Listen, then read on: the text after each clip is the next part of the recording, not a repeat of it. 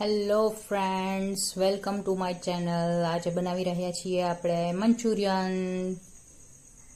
તો અહીંયા મેં કોબી લઈ લીધી છે અને કેપ્સિકમના ઝીણા ટુકડા કરી લીધા છે અને એમાં મીઠું છાંટી અને થોડી વાર રાખી દીધું હતું 10 થી 15 મિનિટ માટે, એટલે એમાંથી પાણી છૂટું પડી જાય. હવે આપણે કોબી નીચવી લઈશું, પાણી કાઢી લઈશું. જોઈ શકો છો કોબી આપણી પાણી કાઢી અને તૈયાર છે. હવે આપણે એમાં એડ કરશું મરી પાવડર, મેંદો અને કોર્નફ્લોર. હેલો ફ્રેન્ડ્સ, આપણે એડ કરી દીધું છે 2 ચમચી રેડ ચીલી, 2 ચમચી ગ્રીન ચીલી સોસ અને 1 ચમચી સોયા સોસ, 2 મોટા ચમચા મેંદો અને 2 ચમચા કોર્નફ્લોર. જોઈ શકો છો આપણું કોબીનું મંચુરિયનનું મિશ્રણ રેડી છે. હવે આપણે નાના નાના બોલ વાળી લઈશું. જોઈ શકો છો આપણે મંચુરિયનના બોલ તૈયાર છે. હવે આપણે એને તળીશું. જોઈ શકો છો ફ્રેન્ડ્સ, આપણા બોલ તળાઈ રહ્યા છે મંચુરિયનના. જોઈ શકો છો ફ્રેન્ડ્સ, આપણા મંચુરિયન બોલ તળાઈને તૈયાર છે. હવે આપણે એને ગ્રેવી કરશું અને વઘારીશું.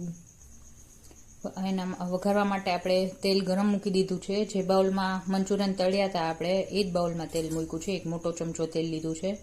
હવે આપણે એમાં એડ કરશું, અહીંયા મેં ગ્રેવી માટે લીધા છે ઓનિયન છે, કોબી છે, ઝીણું સમારેલું લસણ લીધું છે. હવે આપણે એડ કરશું. અહીંયા જોઈ શકો છો ફ્રેન્ડ્સ કે મેં એડ કરી દીધું છે ડુંગળી છે, કોબી છે, ઝીણું સમારેલું કેપ્સિકમ અને લસણ લઈ લીધું છે. હવે આપણે એને ક્રન્ચી જ ફ્રાય કરશું, શેકશું એને, એકદમ ચોળી નહીં નાખીએ.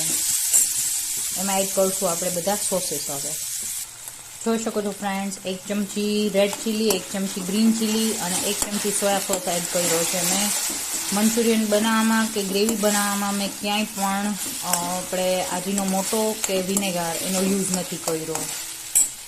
હવે ટેસ્ટ મુજબ મીઠું એડ કરશું. આપણે એડ કર્યો છે એમાં 1 મોટો ચમચો જેટલો કેચઅપ. હવે આપણે મિક્સ કરશું અને મીઠું. હેલો ફ્રેન્ડ્સ, જોઈ શકો છો મેં એમાં અડધો ગ્લાસ જેટલું પાણી એડ કરેલું છે અને થોડો મને સોયા સોસ ઓછો લાગેલો હતો એટલે મેં એડ કર્યો હતો. હવે આપણે અડધી ચમચી જેટલા મરી પાવડર એડ કરશું.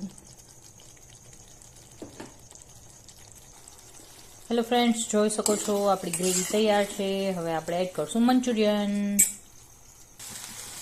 જોઈ શકો છો ફ્રેન્ડ્સ, આપણા મંચુરિયન એડ કરી દીધા છે અને મિક્સ કરી દીધા છે. તો થઈ ગયા છે આપણા મંચુરિયન રેડી. તો તમે બધા પણ ખાઓ, ઘરે બનાવો. ઘરે બનાવવાની આળસ થાય તો મારી ઘરે આવો. મારી ઘર દૂર પડતું હોય તો હસબન્ડને કહો બહાર લઈ જાય, પણ ખાઈ પીને મોજ કરો.